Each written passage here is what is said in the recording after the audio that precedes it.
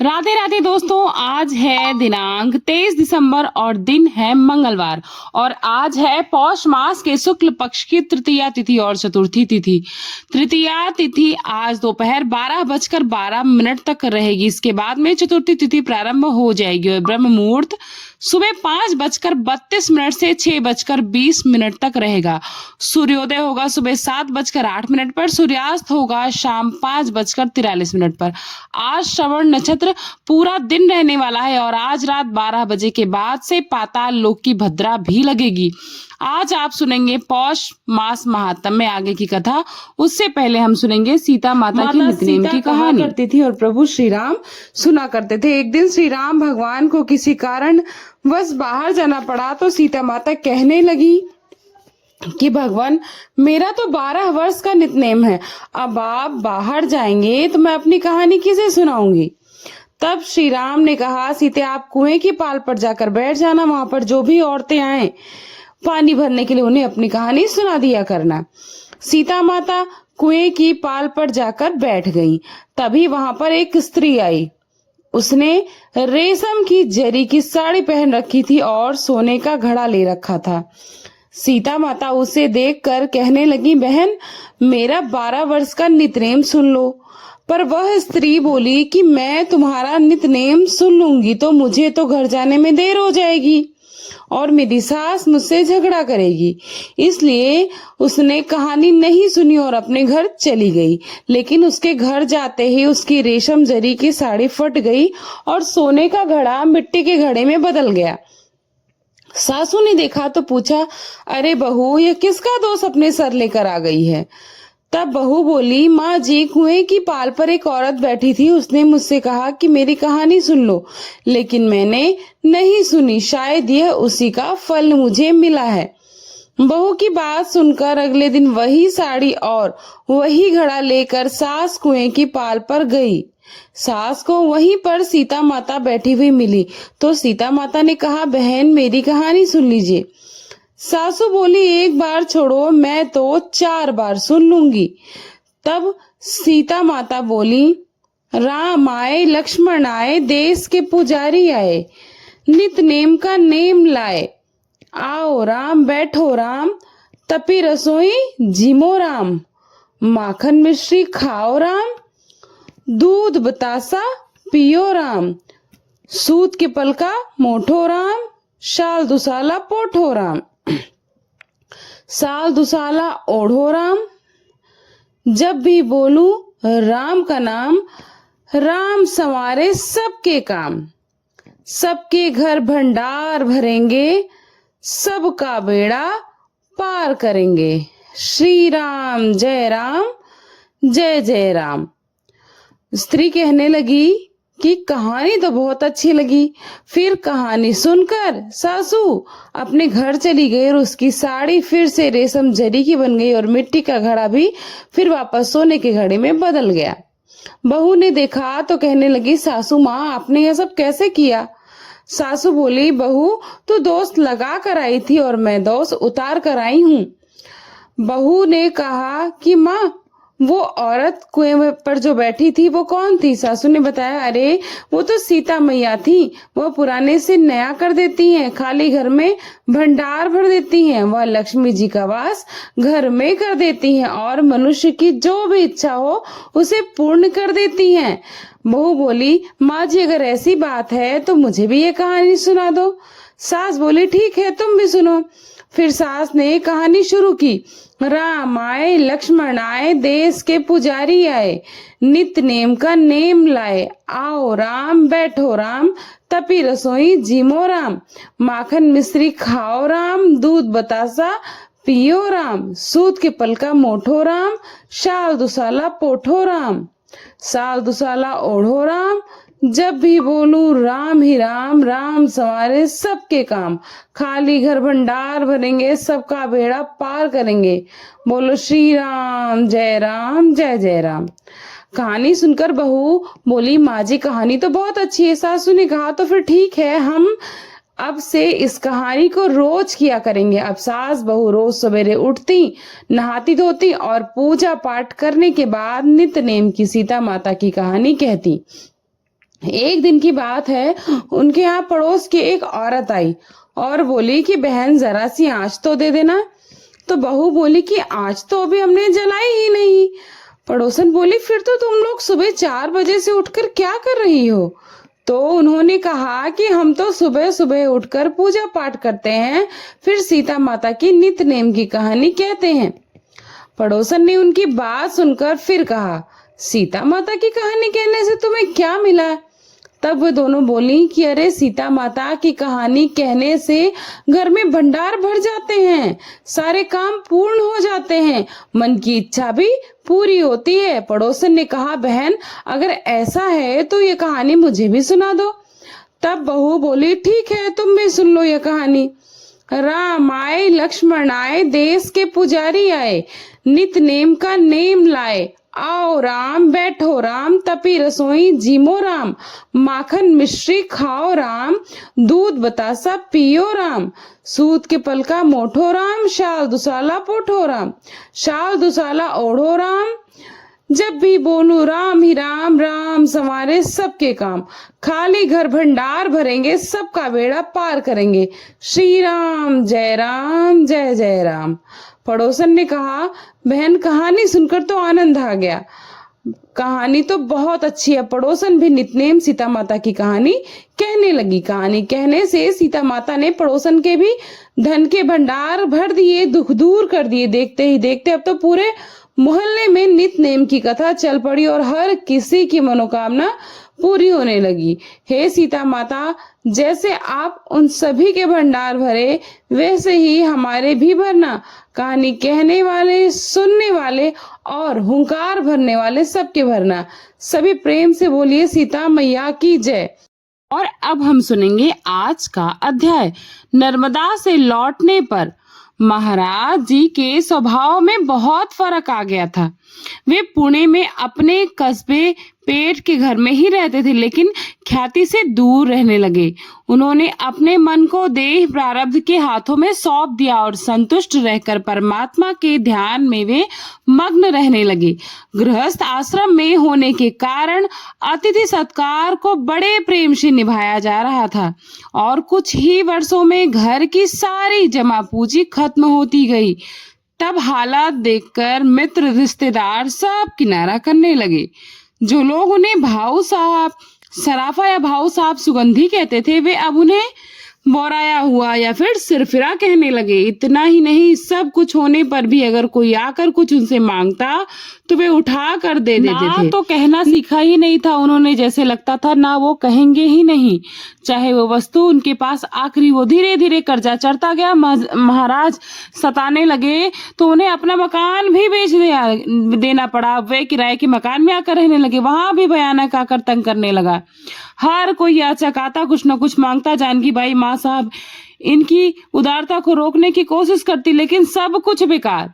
कोई आकर कपड़ा मांग लेता, कोई जूते, कोई प्याला, कोई बर्तन, इस तरह से सब चीजें दान चली गई। और श्री महाराज बिना हिचकिचाए मांगी चीजें सब देते जाते। माँ साहब अब उन्हें तो ताने देने लगी थी।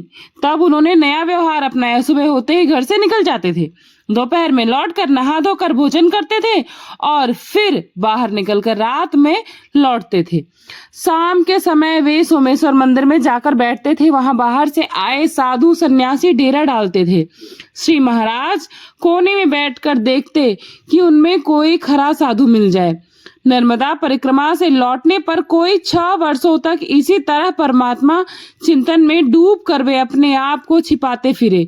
संयोगवश एक दिन एक योगी वहां से सोमेश्वर के मंदिर में आकर टिक गया। वह बांसुरी बजाने में कुशल था।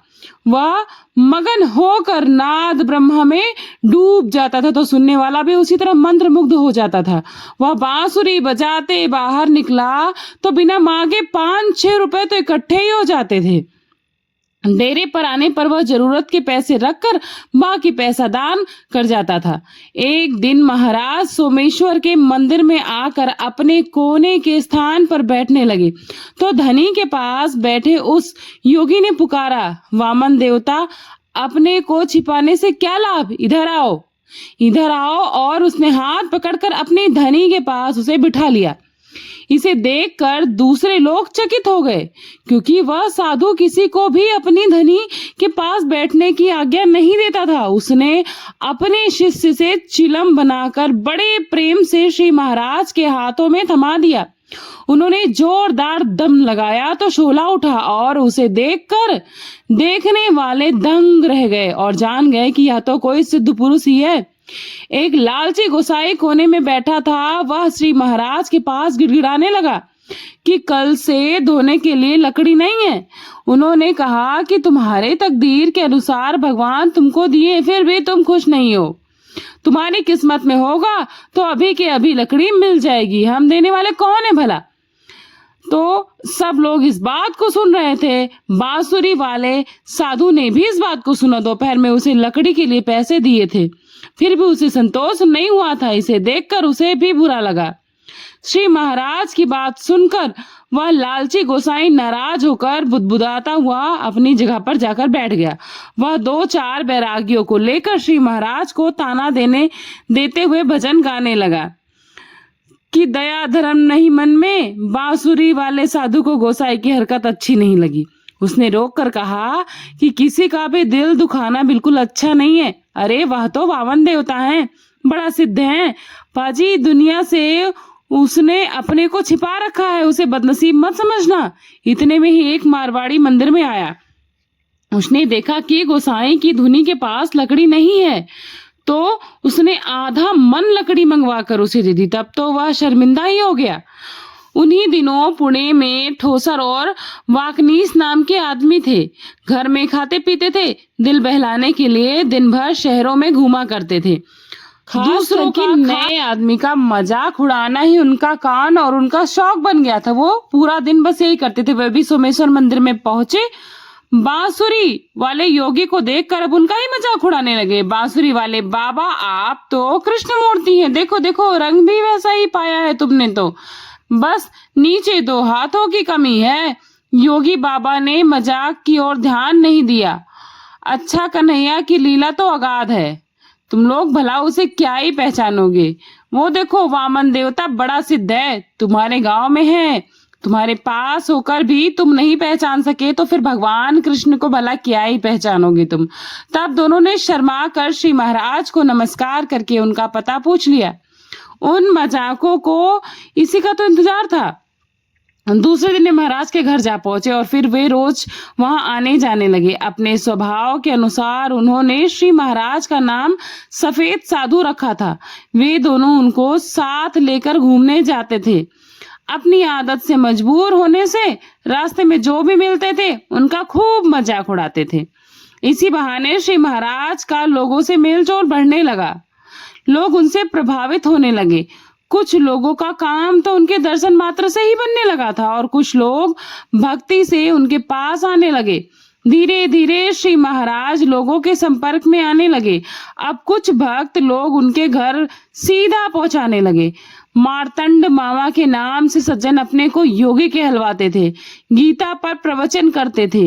एक दिन वह योग साधना पर प्रवचन करते करते ख्याली पुलाव पकाकर लोगों को प्रभावित करने लगे। मजाक उड़ाने वाले लोगों ने श्री महाराज से पूछा, भाऊ साहब आप तो योग जानते होंगे, हम तो अज्ञानी जीव हैं। उन्होंने तुरंत उत्तर दिया, आप अज्ञानी हैं यही अच्छा है, नहीं तो कोई दाढ़ी नहीं रख सकता, ना कोई भगवे वस्त्र पहन सकता और ना ही कोई योग की बात करते हुए ख्यालू पुलाव पका सकता। अरे जब तक स्वर्ग नहीं जाते तब तक ना तो रंभा दिखाई देती है और ना ही अमृत को चखा जा सकता है। फिर शब्दों का खेल रचने में क्या जाता है, यह सब कुछ तो एक धंधा है। मार्तंड मामा को बात चुभ गई। उन्होंने श्री महाराज से कहा, अगर आपके पास सिद्धता है तो दिखाइए। श्री महाराज बोले, घर आएंगे तो बता देंगे। मार्तंड मामा बोले, घर क्यों, यहीं दिखा दो। तब श्री महाराज ने आसन लगाया। वे अविचल बैठे रहे। मार्तंड मामा आधा घंटा भी ठहर नहीं सके। आखिर उन्होंने हार ही मान ली और उन्होंने उनका लोहा मान लिया। कस्बा पेट में श्री महाराज के पड़ोस में एक शास्त्री जी रहते थे। पत्नी के गुजरने के बाद उन्होंने बिना सोचे समझे संन्यास ग्रहण किया। वह निभ नहीं पाया तो ज्योतिषी बन गए। वे महाराज से बहुत जलते थे। एक दिन एक सज्जन शास्त्री जी के पास जनपत्री लेकर पहुंचा। उन्होंने पूछा कि पत्नी गर्भवती है, वह कब प्रसूत होगी। शास्त्री जी ने गणना करके बताया कि 8 दिन पर लड़की होगी। मूल नक्षत्र का डर है, इसलिए जब तब दान आदि करना होगा। श्री महाराज वहीं पर थे। उनकी राय पूछी गई तो उन्होंने कहा कि 2 दिन में लड़का होगा। उनका कहना सच हो गया। वह सज्जन 25 लोगों का सीधा और 2 किलो के पेड़े लेकर आया। शास्त्री जी के दिल पर तो सांप लौट गया। अब वे महाराज जी की परीक्षा के लिए रोज रोज उनके यहाँ आने लगे। ठोसर वाकनीस वहां बैठकर सुबह शाम लोगों की हंसी मजाक ठिठोली किया करते थे। शास्त्री जी भी दिन भर वहीं पर बैठे रहते। उनका दोपहर का भोजन भी अब वहीं पर होने लगा। एक दिन शास्त्री जी ने ताना देते हुए कहा कि हम तो ज्वार की रोटी खाते खाते तंग आ गए हैं, स्वाद लेने के लिए आपके यहाँ आ गए। लेकिन यहाँ भी वही। तब श्री महाराज जी ने कहा, जो आपका था वही आपके सामने आ गया। मन शुद्ध रखिए तो पेड़े भी मिलेंगे। यही भगवान का न्याय है। हम देह प्रारब्ध से जो मिलता है वही लड्डू जिलेबी से बड़ा है। इतने में एक भक्त सचमुच पेड़े लेकर आ गया और 25 लोगों का सीधा भी लाया था। साथ में टोकरी भर बूंदी के लड्डू भी आ गए। शास्त्री जी के 15 दिन मिठाई खाते खाते कट गए।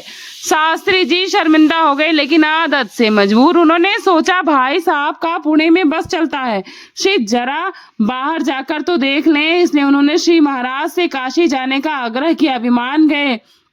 तब श्री महाराज जी के पास सिर्फ 6 रुपए ही थे और काशी यात्रा के बाद से श्री माँ साहब बहुत प्रसन्न हुई। वे कुछ बर्तन, सीधा और कपड़े लेकर तैयार हो गई। शास्त्री जी भी स्टेशन पर पहुंचे। तीनों के टिकट लेने पर श्री महाराज जी के पास सिर्फ 1 रुपए बचा, लेकिन वो भी भगवान पर भरोसा कर निश्चिंत थे। अब वे लोग कल्याण स्टेशन पर पहुंच गए। वहां पर शास्त्री जी के जलपान की इच्छा प्रकट की तो श्री माँ साहब ने उन्हें लड्डू दे दिया। उस समय शास्त्री जी ने कहा, इस समय दूध में बनी रोटियां होती तो कितना अच्छा होता। थोड़ी देर में श्री महाराज का एक भक्त कल्याण स्टेशन पर आ गया। उसने पूछताछ की। घर जाकर उसने दूध में रोटियां बनवाई और कुछ खाने की चीजें लेकर वो वापस लौट आया। फिर उसने 3 दिनों के लिए नासिक तक के टिकट भी लाकर दिए और श्री महाराज के सामने 10 रुपए का नोट रखा। तीनों को रेलगाड़ी पर सवार करके वह खुशी खुशी लौट गया।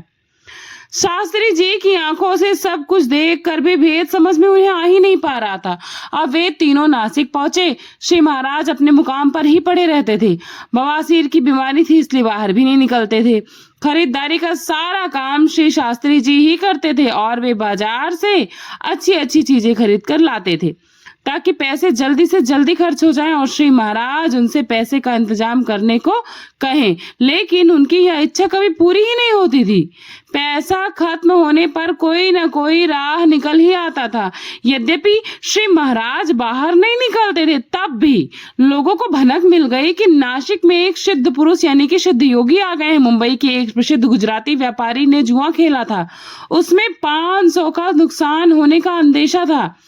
इस संकट से उबरने के लिए वह किसी सिद्ध पुरुष की खोज में नासिक आया था और उसे पता चलने पर वह पूजा की सामग्री और फल, पेड़ इत्यादि लेकर श्री महाराज की सेवा में आ पहुंचा।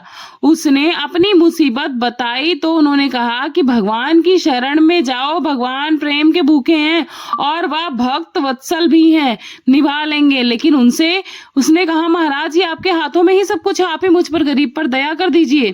श्री महाराज जी ने कहा, अगर दृढ़ भावना है तो वही काम आएगी। और 2 दिन में उस व्यापारी के मुनीम का तार भी आ गया कि सट्टे में तो नुकसान ना होकर पूरे 100 रुपए का फायदा हुआ है। अब तो तुरंत वह श्री जी महाराज जी की सेवा में पहुंचा। जाकर पूजा सत्कार करके उसने 100 रुपए का नोट उनके सामने रख दिया और कृतज्ञ होकर लौटा। शास्त्री जी की आंखें अब इसे देखकर खुल गईं। वे पछताने लगे कि उन्होंने श्री महाराज से क्षमा याचना की और वे पुणे लौट गए। सत्पुरुष की परीक्षा लेने में वे चूक गए थे। शास्त्री जी के लौट जाने पर 2-4 दिन में श्री महाराज जी श्री माँ साहब को लेकर काशी निकले। जरूरत के पैसे रखकर बचे हुए दान धर्म में खर्च कर दिए। काशी पहुंचकर वे नागपुर कर्क श्री राम मंदिर में गए। वहां के पुजारी ने उनके रहने के लिए अच्छा इंतजाम किया था। संयोग से श्री महाराज ने वहां कदम रखा, उसी दिन उस मंदिर में अधिक लोग आने लगे और अधिक चढ़ावा भी आने लगा। एक सज्जन श्री राम के लिए नैवेद्य भेजते थे, वह इनके लिए भी 2 थाल सजाकर भेजने लगा। इसी बीच कुंभ मेला भी आ गया, इसलिए श्री महाराज प्रयाग आ गए। पूरे देश के साधु सन्यासी और भक्त जन इस अवसर पर गंगा स्नान करने के लिए पहुंच जाते थे। अनेक संप्रदायों के व्रत अखाड़ों के 1000 साधु गोसाई सन्यासी यति अपने सारे अंजाम के साथ साथ आ जाते हैं और अपने डेरे भी वहीं जमाते हैं। उनमें अघोरी साधु भी होते हैं, सैकड़ों की संख्या में होते हैं। पर्व के अवसर पर वे जुलूस में शाही ठाट बाट के साथ स्नान के लिए निकलते हैं। अब क्या हुआ कि उस साल अंग्रेजों ने अघोरे साधु स्नान को बुरा समझकर पाबंदी लगा दी थी। साधुओं को रोकने के लिए चाक चौबंदी तक लगा दी थी। सैकड़ों हथियार बंद घुड़सवार सिपाही रास्ता रोक कर खड़े थे। उनका मुखिया लेफ्टिनेंट कर्नल खुद घुड़दल लेकर पहुंचा। श्री महाराज भी वहां पहुंचकर जुलूस देख रहे थे। जुलूस की अगुवाई ऋषिकेश के एक वयोवृद्ध परमहंस सिद्ध योगी कर रहे थे। वे निडर बनकर आगे बढ़ रहे थे। पता नहीं सरकार क्या करेगी। नेतृत्व करने वाले उस परमहंस की नजर भीड़ में खड़े श्री महाराज जी पर पड़ी। भीड़ को चीर कर उनके पास आ खड़े हुए और पूछे महाराज का हाथ थामकर कि भाई हमारे साथ चलो, और वे पकड़कर जुलूस में ले आए उन्हें। इस बात को देखने वाले हैरान रह गए। इसी समय अंग्रेज कप्तान घोड़े पर सवार होकर आया और पता नहीं अब यह क्या जुर्म उठाएगा। कप्तान की नजर में सिद्ध योगी पर पड़ी तो अभी ठिठक गया। एकदम घोड़े से उतरा और टोपी उतार कर उसने उनके सामने माथा झुकाया। सिद्ध योगी को फटकारते हुए कहा, क्या हिंदू धर्म को डुबोने चले हो? शब्द सुनते ही कप्तान पर गहरा असर हुआ। उसने झट से घोड़े पर सवार होकर पाबंदी हटाने का ऐलान कर दिया। अंग्रेजों के सैनिक हट गए और भीड़ सिद्धों की जय के नारे लगाने लगी। गूंजते हुए नारों के बीच उस सिद्ध योगी ने श्री महाराज के साथ पावन गंगा स्नान किया। सभी यात्री जान गए कि कोई सिद्ध योगी हैं। उनको बड़ा सम्मान दिया गया। श्री महाराज पर सब लोगों ने वर्षा की पुष्प की और वो जब तक प्रयाग में रहे तब तक उस सिद्ध योगी से लोग मिलने जाते। बड़े प्रेम और आदर के साथ वे सबसे मिलते। जानकी माँ साहब ने भी प्रयाग में इच्छित धर्म कर्म किया। बाद में वे दोनों काशी लौट आए। काशी में श्री महाराज ब्रह्मा घाट पर एक मकान में ऊपरी मंजिल में रहते थे।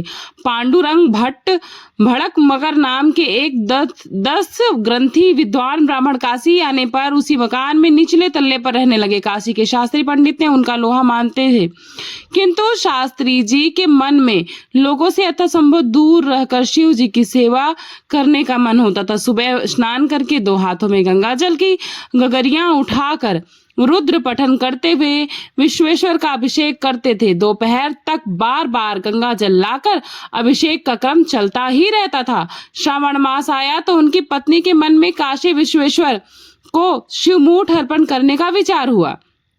महिलाएं प्रत्येक श्रावण सोमवार को क्रम से चावल, तिल, मूंग, अलसी जैसे अन्न शिव जी के अन्नपति होने के कारण उनको मुट्ठी भर अर्पण करती हैं। पति से अनुमति पाने पर उसने निर्धारित दिन पर जाने का संकल्प किया और उसी रात शिव के स्वप्न में आकर पांडुरंग भट्ट को बताया गया कि तुम जिस घर में रहते हो उसकी ऊपरी मंजिल पर ही मैं रहता हूँ। वहां शिवा मूर्त अर्पण करने से मुझे वह प्राप्त होगा। उन्होंने वह स्वप्न दृष्टांत अपनी पत्नी को भी बताया। सुनकर उसने कहा कि अगर ऐसा दृष्टांत है तो मैं मानूं। जब दूसरे दिन उसने वही स्वप्न दिखा तब वे दोनों को विश्वास ही नहीं हुआ। पांडुरंग भट्ट काशी आए हुए थे, तब से अपने क्रियाकर्म में डूबे रहते थे। पास पड़ोस में कौन रहता है इसका उन्हें कोई भी अता पता ही नहीं रहता था। पति दोनों ऊपरी मंजिल पर गए। श्री महाराज जी के कमरे में लेटे हुए थे और माँ साहब देव दर्शन के लिए चली गईं। कपाट बंद थे। भट्ट पति पत्नी वहीं बैठे हुए थे। 12 बजे माँ साहब लौटी तो कपाट खुला। पांडुरंग भट्ट अंदर जाकर चरणों पर लौट गए और उन्होंने अपने और अपनी पत्नी के द्वारा देखा गया स्वप्न उन्हें बताया। श्री महाराज ने कहा, हम तो अपना देह प्रारब्ध भोगते हुए यहाँ पड़े हैं। हमारी स्नान संध्या बिस्तर पर ही होती है।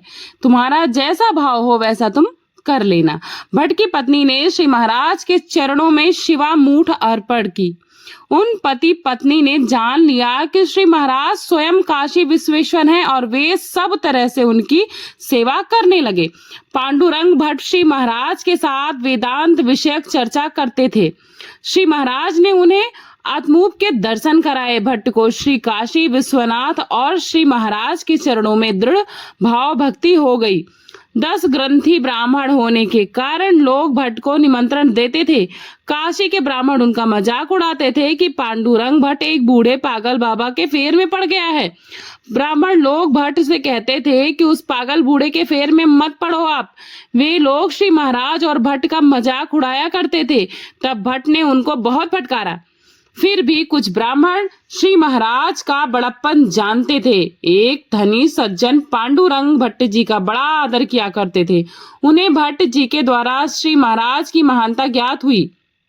वे चाहते थे कि महाराज के चरण स्पर्श से अपना घर पवित्र हो जाए। उन्होंने मंत्र जागर के लिए श्री महाराज को निमंत्रित किया। वे उन्हें पालकी पर सवार करके ले गए। वहां बहुत से ब्राह्मण आए हुए थे। श्री महाराज को व्यासपीठ पर बिठाया गया। अब शरारती ब्राह्मणों को यह बहुत अखर रहा था। उन्होंने श्री महाराज से कहा कि आप ही मंत्र पढ़ना प्रारंभ कीजिए। तब वे सदगुरु का स्मरण करके ध्यान में डूबे। उसके प्रभाव से ब्राह्मण भी चुप हो गए। तब वह धनी सज्जन श्री महाराज जी की शरण में जाकर उनसे प्रार्थना करने लगे कि जागृत होने पर उन्होंने ब्राह्मणों से मंत्र पाठ करने को कहा और वे अपना अहंकार छोड़कर पठन करने लगे। श्री महाराज को साष्टांग प्रणाम किया सभी ने और सब उनका आदर करने लगे। प्रिय श्रोताओं, आज के प्रसंग में बस इतना ही। इसके आगे का वृतांत आप सभी कल के अध्याय में जरूर सुनिएगा। अब सुनिए लप्सी और तपसी की कथा। एक बार एक लप्सी और एक तपसी था। तपसी हमेशा भगवान की तपस्या में लीन रहता था। लप्सी रोजाना 1.25 शेर की लप्सी बनाकर भगवान को भोग लगाकर उसे खा लेता था। एक दिन वे दोनों आपस में झगड़ा करने लगे। तपसी बोला, मैं रोज भगवान की तपस्या करता हूँ इसलिए मैं बड़ा हूँ। लप्सी बोला, मैं रोज भगवान को 1.25 शेर की लप्सी का भोग लगाता हूँ इसलिए मैं बड़ा हूँ। नारद जी वहां से गुजर रहे थे। दोनों को झगड़ा करता देख उनसे पूछा कि तुम दोनों इतना झगड़ा क्यों कर रहे हो। तब लप्सी ने खुद को बड़ा होने का कारण बताया और तपसी ने भी खुद को बड़ा होने का कारण बताया। तब नारद जी ने उन्हें सुनकर नारद जी बोले कि तुम्हारा फैसला तो मैं कल कर दूंगा। तुम्हारे दूसरे दिन लप्सी और तपसी स्नान कर रोज की भक्ति करने आए तो नारद जी ने छुपकर 1.25 करोड़ की एक एक अंगूठी उन दोनों के आगे रख दी। तपसी की नजर जब उस अंगूठी पर पड़ी तो उसने चुपचाप अंगूठी उठाकर अपने नीचे दबा ली। उधर लप्सी की नजर भी अंगूठी पर पड़ी लेकिन उसने ध्यान नहीं दिया और भगवान को भोग लगाकर लप्सी का प्रसाद खाने बैठ गए। नारद जी जब सामने आए तो दोनों से पूछा, बताइए नारद जी, हम दोनों में से कौन बड़ा है। तब नारद जी ने बताया कि तपसी तुम खड़े हो जाओ। जब वो खड़ा हुआ तो उसके नीचे दबी हुई अंगूठी दिखाई पड़ी। नारद जी ने तपसी से कहा कि तपसी, तपस्या करने के बाद भी तुम्हारी चोरी करने की आदत नहीं गई। तुम्हारे मन में लालच भरी है इसलिए लप्सी बड़ा है। तुम्हें तुम्हारी तपस्या का कोई फल नहीं मिलेगा। तब तपसी शर्मिंदा हो गया और क्षमा याचना करने लगा। उसने नारद जी से पूछा कि नारद जी, मेरी तपस्या का फल मुझे कैसे मिलेगा। मैं पिछले फल का पश्चाताप कर सकता हूँ लेकिन आगे तपस्या का फल के लिए मुझे क्या करना होगा। तब देवर्षि नारद ने बताया कि कोई गाय और कुत्ते को रोटी बनाकर नहीं देगा तो फल तुम्हें मिलेगा। अगर कोई ब्राह्मण बिठाकर दक्षिणा नहीं देगा तो भी फल तुम्हें मिलेगा। अगर कोई साड़ी के साथ ब्लाउज पेटीकोट नहीं देगा तो भी फल तुम्हें ही मिलेगा। कोई दिए से दिया जलाकर पूजा करेगा तो भी फल तुम्हें ही मिलेगा। अगर कोई सारी कथा कहानी सुनने के बाद तुम्हारी कहानी नहीं सुनेगा तो फल तुम्हें ही मिलेगा। उस दिन से हर व्रत कथा और कहानी के साथ लप्सी और तपसी की कहानी भी सुनी जाती और कहानी कही भी जाती है। तो आज का अध्याय इस प्रकार था। आशा करती हूँ आप सभी को ये अध्याय, ये प्रसंग बहुत पसंद आया होगा और वीडियो के माध्यम से चैनल पर नए जुड़े हैं तो चैनल को सब्सक्राइब करिएगा, वीडियो को लाइक करिएगा, फ्रेंड्स एंड फैमिली के साथ ज्यादा से ज्यादा शेयर करिएगा क्योंकि भक्तिदान महादान होता है। मिलती हूँ नए अध्याय के साथ, नई जानकारी के साथ, नए वीडियो में। तब तक के लिए अपना खूब सारा ख्याल रखिएगा। Thanks for watching. Purnima Keshav blog. नमस्ते, प्रणाम, बाय बाय, राधे राधे, जय श्री कृष्णा।